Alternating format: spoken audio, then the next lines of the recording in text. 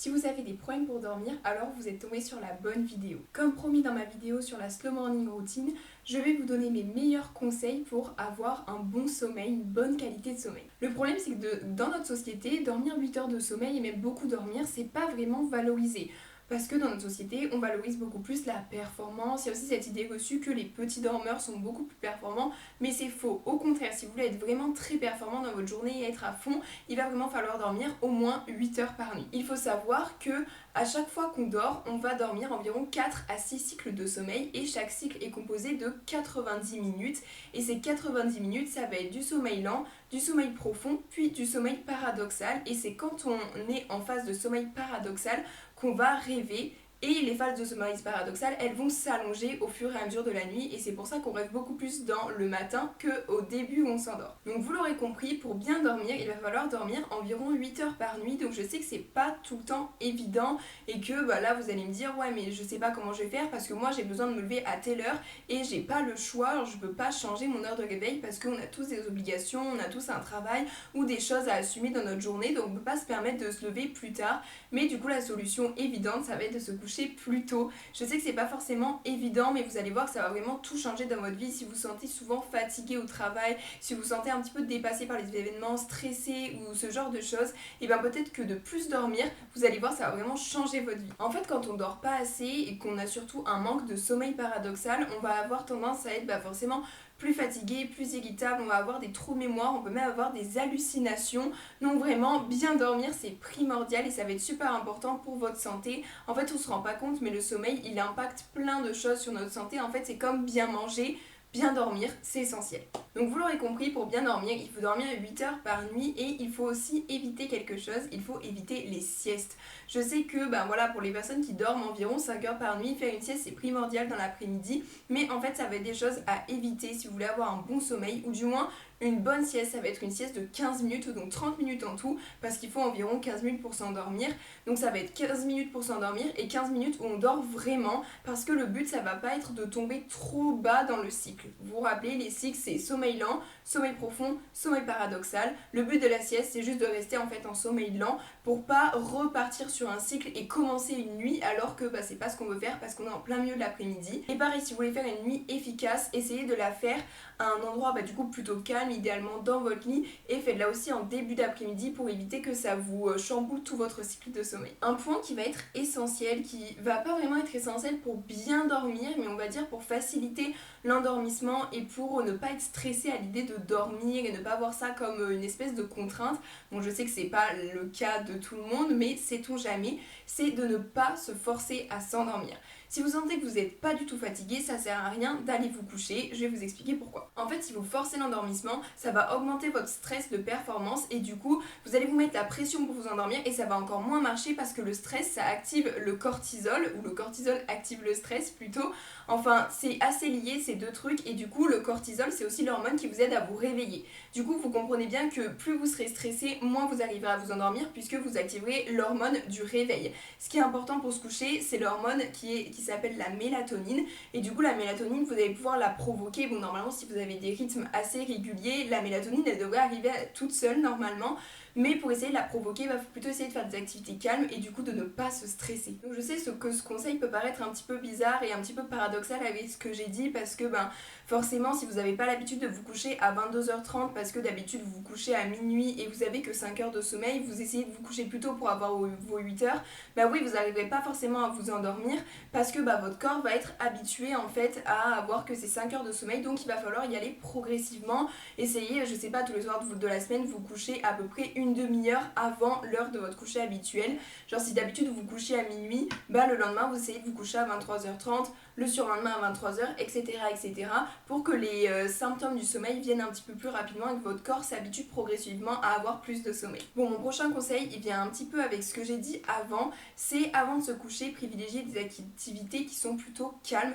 Donc ça va être éviter tout ce qui va être lumière bleue, donc éviter le téléphone, éviter les films, les écrans, tout écran en général. Donc en général il vaut mieux quand même regarder un film que TikTok par exemple parce que TikTok ça nous surstimule puisqu'il y a plein de choses, on voit plein de choses à la minute etc, alors qu'un film forcément c'est plus lent, c'est plus doux mais ça reste une lumière bleue quand même, donc c'est des choses à éviter au moins une demi-heure avant d'aller dormir. Donc moi ce que je peux vous conseiller en activité calme, ça va être de lire, parce que c'est une bonne activité pour en fait fatiguer nos yeux naturellement et naturellement nous donner envie d'aller nous coucher. Mais si vous aimez pas du tout lire, si vous n'êtes pas du tout friand de ça, vous pouvez aussi par exemple écouter un podcast, comme ça vous n'avez pas la lumière bleue mais vous avez quand même une information qui vient dans vos oreilles. Vous pouvez aussi faire du journaling, faire du repassage, ça aide vraiment à se relaxer et à se détendre avant d'aller se coucher. Vous pouvez aussi faire du yoga ou du moins faire toute activité qui vous calme, qui vous détend un petit peu avant de dormir. Et si vraiment vous ne pouvez pas vous passer de vos écrans, comme je l'ai dit plus tôt, essayez de privilégier une vidéo ou un film, quelque chose d'un peu plus long que vraiment juste être sur TikTok ou sur les réseaux sociaux qui vont vous apporter un max de dopamine et un max d'informations à la minute. Ou sinon essayez de utiliser des lumières bleues déjà sur vos écrans, ça vous fera moins mal aux yeux. Ou de mettre votre téléphone en mode nuit. Donc le mode nuit c'est pas juste mettre votre téléphone vous voyez avec les options un petit peu plus sombres, etc. C'est vraiment le mode nuit, ça va être vraiment en noir et blanc. Votre téléphone, tout est en noir et blanc, que ce soit la vidéo que vous regardez, les applications. Et je peux vous dire que déjà ça donne beaucoup moins envie d'aller sur son téléphone. Donc c'est vraiment quelque chose à essayer et en plus ça fait moins mal aux yeux. Ensuite, une autre chose à faire, c'est si vous n'arrivez pas à vous endormir, c'est de ne pas vous tracasser, de ne pas rester dans votre lit pendant 3 heures à vous retourner encore en essayant de trouver le sommeil. Ça va être de se lever. En fait, si au bout d'une demi-heure, vous remarquez que ça fait une demi-heure que vous tournez, que vous n'avez pas réussi à trouver le sommeil, que vous n'êtes pas du tout fatigué, et bien vous vous levez et vous retournez faire une activité calme. Donc voilà, à nouveau, il faut éviter les écrans, mais essayez de faire une petite activité calme et à nouveau de ressentir les symptômes du sommeil avant d'aller retourner vous coucher. Ensuite, un autre conseil qui peut paraître tout bête comme ça, mais on n'y pense pas forcément, c'est de pas trop manger avant d'aller se coucher et essayer de manger 3 heures avant le moment où en fait on va aller dormir. Pourquoi 3 heures? Parce que c'est le temps à peu près qu'il nous faut pour la digestion, et comme ça vous évite d'être en pleine digestion et d'être un petit peu ballonné et d'avoir mal au ventre pendant que vous êtes en train d'essayer de vous endormir. Et pareil, si vous mangez plutôt quelque chose de léger, donc sans forcément parler de manger de la soupe tous les soirs, vous pouvez juste éviter de trop manger, éviter par exemple de manger une raclette le soir avant d'aller vous coucher. Ça permet en fait de, encore une fois, être plus léger, être plus tranquille et de ne pas être en pleine digestion pendant qu'on s'endort. Donc c'est vraiment bénéfique, vous allez voir. Vraiment essayer de manger léger, c'est la meilleure chose à faire pour bien s'endormir. Ensuite, une autre chose à faire, pareil, qui peut paraître un petit peu évidente mais à laquelle on ne pense pas toujours, c'est éviter de prendre du café ou tout autre excitant au moins 4 heures avant d'aller se coucher. Donc pareil, le dernier café de la journée, il devrait être à peu près, vers 18 heures en fonction de l'heure à laquelle vous allez vous coucher, pour éviter justement de ne pas pouvoir s'endormir parce qu'il y a encore l'effet de la caféine qui est en train de se jouer dans notre corps. Pareil, une chose à laquelle on ne pense pas forcément, c'est éviter de faire du sport 4 heures avant d'aller se coucher. Donc pourquoi 4 heures? C'est parce que quand on revient du sport, forcément on est tout transpirant, on est encore un petit peu justement excité de notre séance de sport parce que on a fait plein de choses. Donc certes, en revenant du sport, on va se sentir fatigué, mais on l'est pas vraiment et on va avoir beaucoup plus de mal à s'endormir parce que même si on a pris une bonne douche et qu'on se dit ça y est, c'est le moment d'aller se coucher, en fait notre corps il est encore tout énergique et on a encore, vous voyez, des fois mal aux jambes, ce genre de choses. Donc c'est pour ça qu'il faut éviter le sport 4 heures avant d'aller se coucher. Une autre chose qui va être aussi très importante, c'est de ne rien faire d'autre dans son lit que dormir. En fait, il faut garder cette association de je vais dans mon lit, c'est pour dormir, c'est pas pour réviser, c'est pas pour, jouer à un jeu, pour écrire. Non, en fait, je garde vraiment le lit avec l'endroit où je peux dormir, où je peux me reposer, ou du moins faire une activité qui est quand même assez calme. Et ça, c'est surtout pour les personnes qui ont beaucoup de mal justement à s'endormir, à dormir, etc.